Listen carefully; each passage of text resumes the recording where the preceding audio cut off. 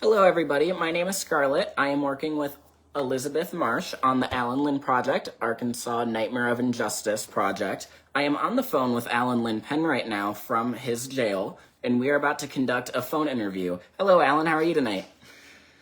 I'm doing just great. How are you, Scarlett? I'm good. Happy to be able to talk to you on Reach Out today. Okay.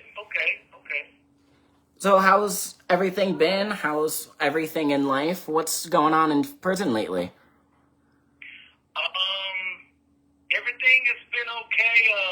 We're closing in on hiring an attorney.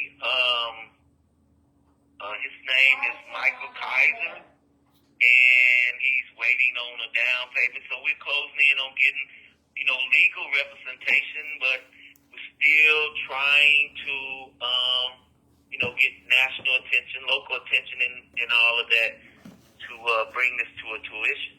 Gotcha. So one thing I really wanted to do tonight, we've been sharing with everyone who's involved on the page and interacting on social media with your story.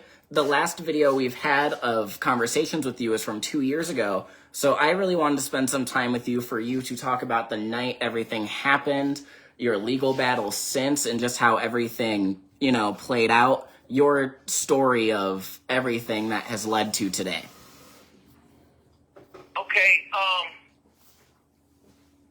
I want to try to make it where I can combine this in, but I still want people to be able to understand that one important aspect of this story is the guy that was killed. His name was Anthony Verdi, and we called him Tony, and we wasn't like bosom buddies or best friends, but we was good enough friends for me to say he was a friend of mine. And a lot of it got lost, or still is lost in between it, because I've never ever been able to even moan his passing, because he lost his life, and I've been fighting for mine. So I wanted to iterate that into this tonight. But I got up. I was a late bird. I'd stay out late and get up doing the eating. So around about 5:00, 5:30, I got up, showered, went to the Delta service station on Roosevelt and Dr. Martin Luther King Drive, formerly High Street. It's where everybody out of my neighborhood hung out. And so I went down there. So, my nickname at the time was Thin Lynn. So I had an associate. His name was Sir Lynn, and he was like a carbon copy of me. We was about the same height, same build. He might have been weighed just a little bit more than me. So his name was Sir Lynn, and we drove about the same type of car and everything. And so I rode around with him for a while. And, when we rode around and we ran up on this guy, I can't remember his name, but he was looking to smoke some pot and buy some. So we took him to get some. He shared some with us and smoked some with us, and we dropped him off. I'm going to put the time right now at about 7. It's not really dark, but it's not really light outside. So we go back to the Delta. So we sitting at the Delta, so a girlfriend of mine at the time, her name is Cynthia Gray, she came, and she had been in jail, and we hadn't seen each other in probably about 3 weeks. And she pulled up, gave me a hug and a kiss, and see what I was doing, and she told me she'd be back later. So she left, and so me and Shirley, and we rode off and got into some more mischief. I don't want people out there to think, that I was a goody two-shoe. I wasn't. I was a thug. I was a bad boy. I was a street punk. I was all that. But one thing I wasn't a murderer. But we had ran into this other girl I used to fool around with, and it was a taxi in front of the house, and the motor was running.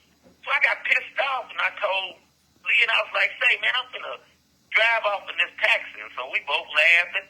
So I drive it off. We take the Woodmo Circle and go in it, and took everything that was in it, and we drove off. and went back to the Delta. So now it is dark. So I'm going to place the time right now at about 9-ish, you know, or a little later. I'm going to say a little later than 9-ish, somewhere up and around there. So we go back to the Delta. So Cynthia pulled back up. She gets in the car with us. So I told her what happened, and she didn't believe me. So we drove back to Woodmore Circle, and she seen the taxi. It was still running. We never did even turn it off. And so we come back to the Delta and, you know, sat around. I went and bought us a drink. You know, everybody was drinking on a little wine back then. You know, back in those days, the 80s, you know, people sipped on wine. You know, some people like beer, you know. So I'm going to put the time now. So I want everybody to keep up with the time the time frame I'm showing people to show that it was impossible for me to commit this crime. So now I'm going to say we're at 10-ish, almost 11. So my supposed to be best friend at the time, his name was Terry Dwayne Ford. I want people to remember that name. He came. Him and his little brother, Robert, they just got off work. And so they came and they got in the, I went and got in the car with them. And so I shared some pot and I gave them both a drink. And so they had worked at a restaurant, so they needed to go take a shower. So Terry said he'll be back. And he'll holler at me later. So he left. So now I'm going to put the time now at probably 12 o'clock. 12 o'clock, somewhere around in there. So I get back in the car, and so Cynthia said, I'm ready to go, you know. So we drive back. You know, I stayed, the distance between the Delta and my home was like a block and a half. So we drive, we go in the alley, and we go up there. She immediately got out the car and went to the house. So I told my guy, I said, look, man, I got to go, man. My girl tripping, you know, I'm going to holler at you later. He said, all right. He drove off. So she meets me at the bottom of the stairs. She says, Lynn, there's no soap in the house, and your teeth, you know, your teeth is hurting. And so there's nothing soft in there for you to eat, so let's go get you some camel soup. So we walk back down to the service station. Okay, so now let's put the time at around about 12:30. Somewhere around in there. So we get to the service station, and we run back into Terry. He's in his car now, and I can see he's a little tipsy. So he talked me out some money, so I give him some money for another drink, one of them big 40 ounces, you know, and some gas money put in his car. So me and Cynthia go in the store. So Tony was working. So, you know, I had to get on him about the Cowboys because, you know, every year the Cowboys going to be good, you know, and he was a Cowboy fan. So I'm on him about the Cowboys, you know. And so Cynthia's getting the stuff we need. So she come up there and she's like, here you go. So I paid for it. So I tell Tony, I said, man, we're going to see you later, man. He said, all right. So we leave up out of the store, you know. Me not knowing that I'd never see him again at that time, you know. So Terry was waiting on us. So he asked us, he's like, y'all want to ride? It was so cold outside, but I'll never forget it. The sky was full of so many stars. It was just stars everywhere in the sky. And so it was beautiful. We walked home, and even though it was cold, we walked home. We sat on the stairs, and we just watched the stars and stuff. And we both said it's so beautiful. But we didn't even know that I guess the stars was around, and they was trying to tell us something, you know, that a storm, a very bad storm was approaching. You know, a career life-ending storm. So we went in the house. So now I'm going to place the time at around about 1-ish, 1 somewhere in that area, a little after 1. So we take a bath, we cook the soup, I eat the soup, and we jump in the bed. So, you know, a little time went by, not that much, but a little time went by. I'm going to say an hour went by, maybe a little over an hour went by. So, all of a sudden, we hear ba-ba-ba-ba-ba-ba, somebody blowing their horn real bad outside. So So I peeped out my window. It was Terry. So I told Bay, I said, hey, that's Terry out there. She said, leave him out there. So I got back in the bed. So he got out his car, came to the door with the beating on the door. Boom, boom, boom, boom, boom. So I said, oh, man, I got to go down there and see because he's going to wake my mom up and she is not going to be happy. So I opened the door. I said, man, what's up? I said, this better be good. He said, man, oh, man. He said, man, the service station been robbed and Tony was shot in the face. Just like that. I said, what? I remember that clear as day. And nobody can tell me different. He made a description of what happened. He said he was shot in the face. So, I get him in the house. I call myself. We talking and stuff. And so I go to grab my clothes, Put my pants on. That's as far as I got was my pants. And so he said, what are you doing? I said, hey, man, I'm going to go check on Tony, man, see what's up. He said, no, I wouldn't do that if you. I said, what you mean you wouldn't do that? If you was me. He said, man, they might think you did it. I said, man, I've been here all night. You know I've been here all night. He said, I know, but, he said something else, too. He said, you need to hide your gun. Hide my gun? So, I'm going to explain this so everybody knows. In the neighborhood, in our little proximity, it was 3 people that was, toting shotguns. It was me. It was one of my little associates named Herman Wilkins, and it was Terry Ford. I had a 20 gauge, Herman had a 16 gauge, and Terry had a 12 gauge. Tony got shot with a 12 gauge shotgun. Anyway, Terry would stay there. So I'm trying to get him to stay there, and he said, no, I gotta go. So he left. So it wasn't, I'll say about 5 minutes, I hear my mom screaming, like, hold up, what y'all doing? Hold up. Lynn, the police down here, they're everywhere. So police? I come downstairs, and she was right, they was everywhere, But they was never threatening me, like pointing guns at me and anything. They just got me, so they was on their way upstairs. And so I stopped them and I said, hey, my girl up there, she ain't dressed. And so they sent a female officer up there to get Cynthia. And so they took me to the Little Rock Police Department. I know you might have a few questions right now. Yes, so there actually is a question, and it is, on this first night, did you have any thoughts at all that they might ever suspect you, or at this point were you still completely unaware of the situation that was brewing? See, Terry, for whatever reason, I got my reason, I got my presumption, but I can't prove it.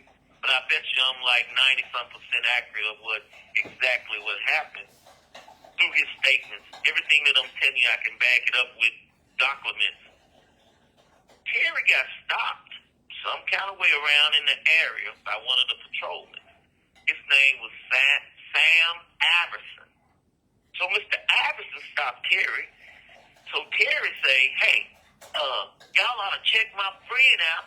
He owns a gun, and as I remember, he had on the type of clothing y'all was talking about. Y'all ought to check him out. What's his name? Alan Penn. So I guess Mr. Iverson checked with detectives. I had a run-in with this one detective. I'm a name right now. His name was Detective Ivan Jones. So I want people to remember that. So I guess the detective was like, go get him.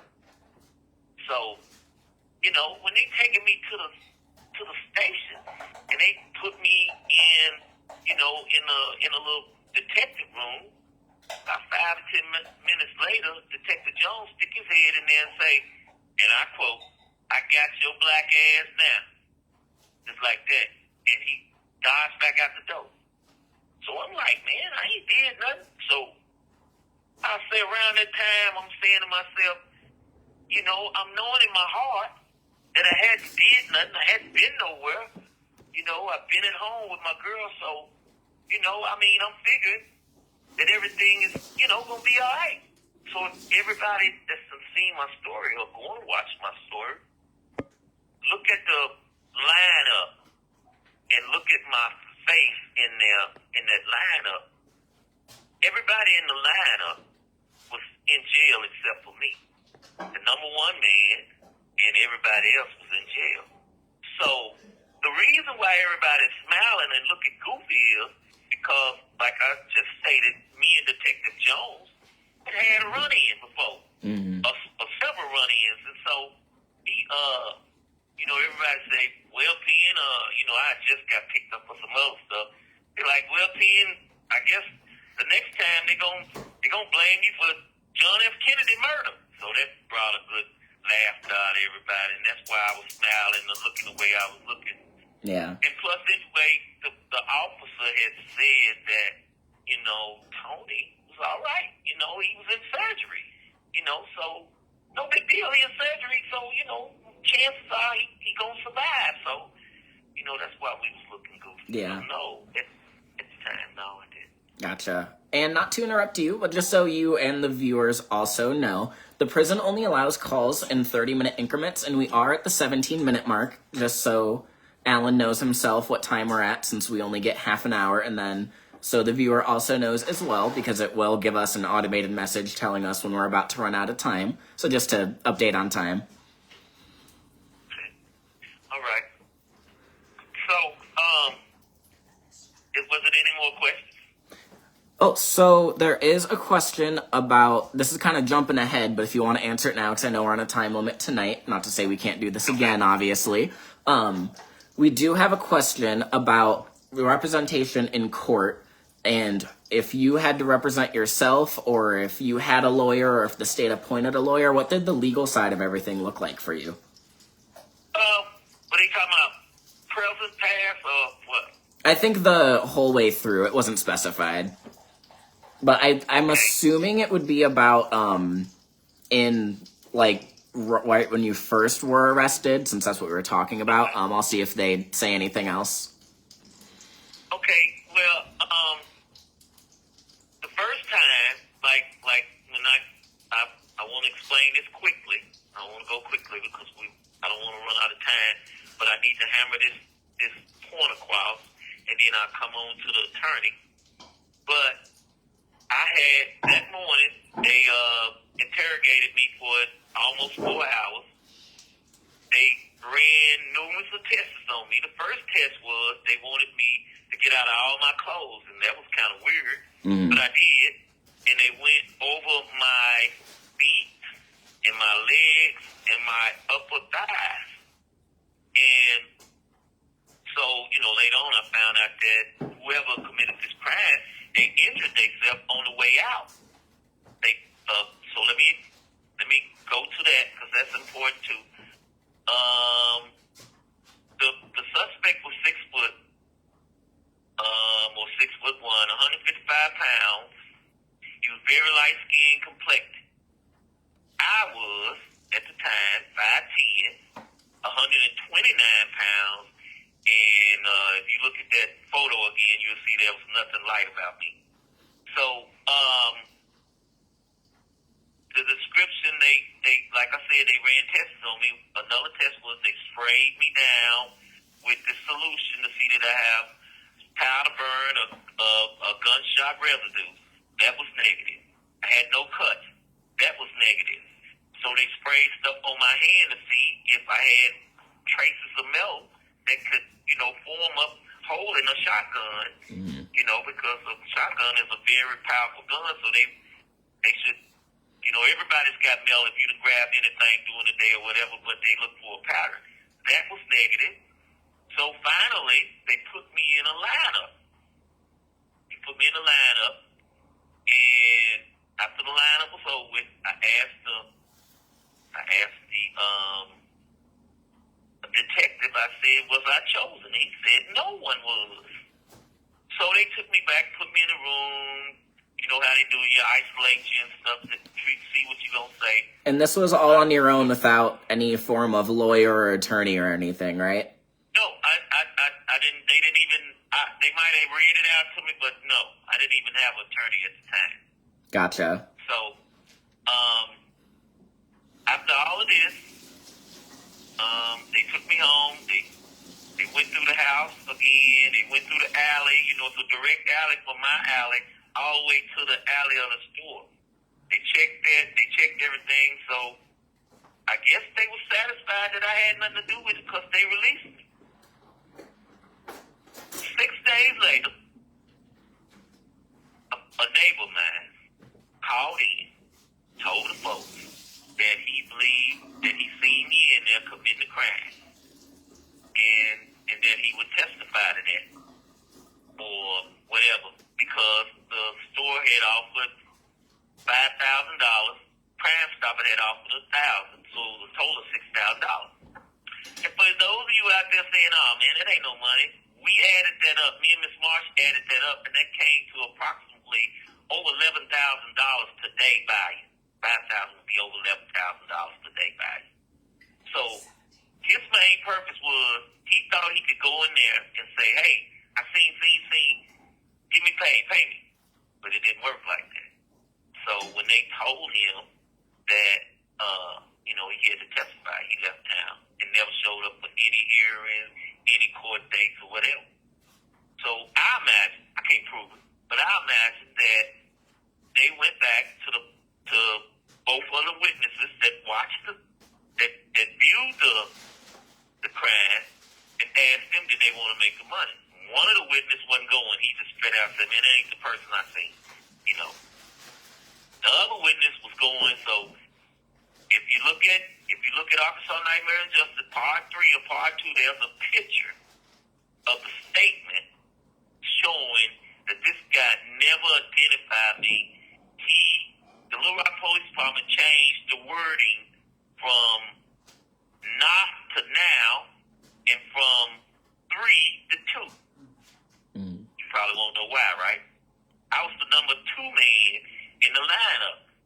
But the witness on the day that this happened, so like 2 hours after he was able to view the crime, he came back in a month later, and I had been in jail 14 days without no evidence whatsoever. So that's what I want to get to right there, because you can hear the rest of what I'm about to say if you go watch Arkansas Nightmare and Justice.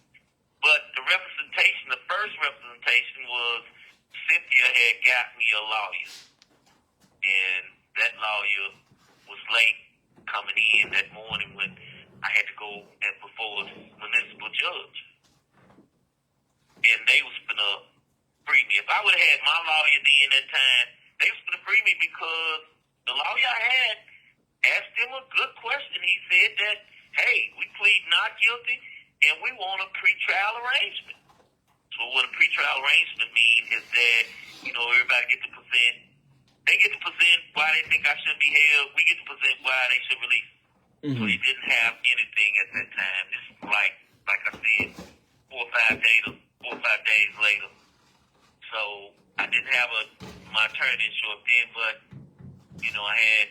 I later on got a public defenders, and they did a reasonably decent job, but they didn't do a good enough job. But I want to point out one thing about my public defenders, and this is very important, and I might get a little emotional about this, so excuse me if I choke up on my words, but it was a lady. She was no more than probably a couple years older than me. I was 22, and she probably was about 24, 25, 26, somewhere in there. But she was new to the public defenders. And when I talked to her, she had went over all the evidence and everything, and she said, "Over my dead body, would they give you the death penalty?" But they was trying to put me on death row. And that's why I tell everybody that I talk to and anything that I say concerning that I do believe that I wouldn't be speaking right now. I believe if she hadn't entered my case and entered my life, I'd be dead. I probably would have been executed years ago. Wow, that's very powerful. Do you feel with someone of that age, were you worried in the moment until proven wrong, or did you immediately have confidence with her? I know in some cases they will give someone who's brand new to practicing law in a way to almost sabotage the trial, you know what I mean? Yes. I never forget this. During times like that, they back in the day, I don't know how they do it today, but back in the day, a really bad crime, like, somebody gets shot in the face or shot badly or stabbed or whatever, they send the individual that's charged to have his to be mentally evaluated. So I was sent up there to be mentally evaluated, and I never forget this. It's another part in my life. She filed 32 motions challenging the death penalty. Wow. And so what they did was, they just said, hey, we just gonna waive it. And so she was really doing too much. In my transcript and stuff, you could see that. And so she came to see me at Rogers Hall. I'll never forget it. And when I came in there, she was really emotional. She was crying and everything. And so I was like, Miss Solins, what's wrong? What's going on? She said, they took me off your case. I said, what you mean they took you off the case? She said, they took me off the case. You got to go home now with Koopman and Mr. Howard Koopman and Mr. Bill Simpson. I no longer I'm no longer representing you on the case. And so, I mean, she was young, but she was hungry, and she was letting her words, she was letting everybody know that she didn't believe any of the stuff that was being said. She kept looking for the smoking gun. So, no, I had a lot of faith in her, and I really do believe if she stayed on my case, I wouldn't be here. Gotcha. And I do want to give you a heads up. We are approaching the 2-minute mark, so we can definitely do another live again, where we go over, the second half of everything since we got up to the court case. But since we are running really low on time, is there any finishing thoughts, any finishing statements you want to tell everyone? How can they help you the most from home? How can they help? It's very simple. We're not asking for people to donate all type of money. It would be nice if they could, but, we're not. What we are asking that if, people would, help this YouTube, help our YouTube, help people, help the people, help us go viral. I'm getting a little choked up here because I always wanted to feel like I could tell my story, in this crazy. But this is not all about me. This is what we're trying to do here is about everybody that treated wrongfully. Like the gay community, like Latin Americans, like Asians. And I'm fighting for everybody right, not just the black man, the white man, and everybody. People have the worstest thing in the world to racism is silence. And what happened to me was exactly that, racism. Two corrupted detectives changed everything and put everything, the way, so I could be convicted. That's what happened here. So, I need people to, just help out, make this go viral. Do whatever you can to help us get this message across. You have 1 minute left. Get this message across to everybody that needs to hear this message, that can help me any kind of way you can. God bless you. Thank you. Thank you, Scarlett. I love you. I want everybody to know that whatever you can do to help, please help. I'm 63, I'm on life support, I am, unless it's something happened to breathe me back life. But thank everybody. I am Alan Lynn Penn. Thank you so much, everyone, for watching, and thank you so much, Alan, for your time. We will talk again soon, all right?